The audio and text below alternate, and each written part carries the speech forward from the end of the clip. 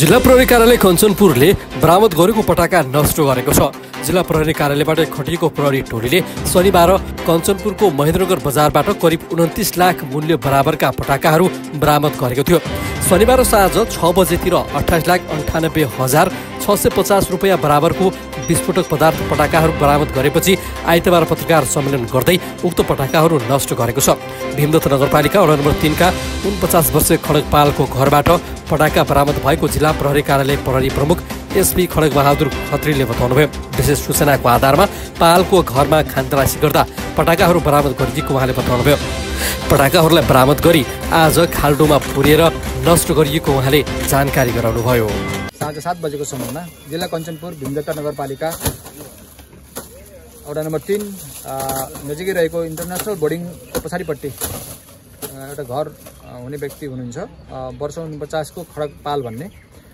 उहाँहरूको घरमा चाहिँ पटाका जन्य पदार्थहरू चाहिँ लुकाइ छिपाइरहेको छ भन्ने विशेष सूचना आएको थियो हामीलाई। त्यो सूचनाको आधारमा हाम्रो प्रहरी कार्यालयबाट खटिएको प्रहरी टोलीले रितपूर्वक चाहिँ त्यहाँ गएर खानतलासी गर्यो र विस्फोटक पदार्थहरू र विभिन्न खालको विस्फोटक पदार्थहरू त्यहाँ यो सामान्य विस्फोटक पदार्थभित्र पर्दछ। हामीले पछि हेर्दै जाँदाखेरि र यो सबै हेर्दाखेरिमा र उक्त विस्फोटक पदार्थको मूल्य चाहिँ अब अहिले पुरै ए टु जेडै यहाँ पुरै गन्न थालेको छ र भएका पेटीहरू यसमा भएका मूल्यहरू पेटीमा भएको मूल्यहरू अनुसारको गणना गर्दाखेरि चाहिँ 28,98,650 मूल्य बराबरको नेपाली रुपियाँ चाहिँ त्यति बराबरको पटाका बरामद गरेर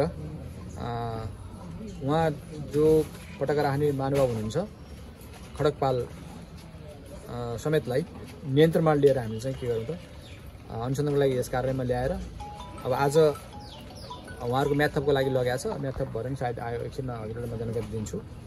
आइसक्नु भयो होला र आइसकेपछि अब उहाँहरूलाई यो विस्फोटक पदार्थ ऐन अन्तर्गत चाहिँ कारवाही हुन्छ। अब ऐनको विषयमा यहाँलाई छोटो भन्नुपर्दाखेरि यो चाहिँ मुलुकी अपराध संहिता 2074 परिच्छेद 7 मा लेखिएको छ विस्फोटक पदार्थ सम्बन्धी कसुर भनेर। र त्यो कसुरमा दफा 138 मा चाहिँ विस्फोटक पदार्थ उत्पादन गर्न नहुने भन्ने छ एवं रीतिले 139 मा दफा 139 मा विस्फोटक पदार्थको कारबाही गर्न नहुने भन्ने छ।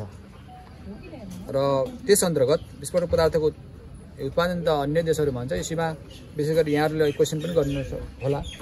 विशेष गरी यो भारतीय सीमानाका यो खुल्ला सीमानाकाबाट प्रवेश भएको पाइन्छ, यो नेपालमा उत्पादन हुँदैन र भारतीय नाका खुल्ला सीमानाको कारणले यो प्रवेश भएको कुराहरू हामीले अड्कल गरेका छौँ र त्यसरी आएको हो। र यस सम्बन्धमा चाहिँ 139 मा के लेखेको छ भन्दाखेरि कारोबार भन्नाले चाहिँ खरिद गर्ने गराउने, बिक्री गर्ने, राख्ने, प्रयोग गर्ने, सञ्चय गर्ने र भण्डारण गर्ने अथवा ओसार पसार गर्ने, निकासी वा पैठारी गर्ने यो काम चाहिँ गर्न नहुने भनिएको छ। यो अपराधिक क्रियाकलाप अन्तर्गत यसलाई राखिएको छ। र यहाँलाई यो अर्को क्वेसन आउन सक्छ, यो अन्तर्गत के कति कारबाही तोकेको छ भन्ने सन्दर्भमा चाहिँ अब यहाँ तोकिएको भरि खालि ऐनमा लेखेको कुराहरू मैले निवेदन गर्दछु। यो यसै दफाको उपदफा 2 को ग मा सामान्य विस्फोटक पदार्थ भए 3 वर्षसम्म कैद र 30,000 सम्म जरिवाना भनेर तोकिएको लेखिएको चाहिँ छ। ऐनमा लेखिएको कुराहरू पनि यहाँलाई निवेदन गरेँ र यति भन्न चाहन्छु। धन्यवाद। हाम्रो शुक्लाफाटा टिभीलाई सब्स्क्राइब गरेर सहयोग गरिदिनु होला।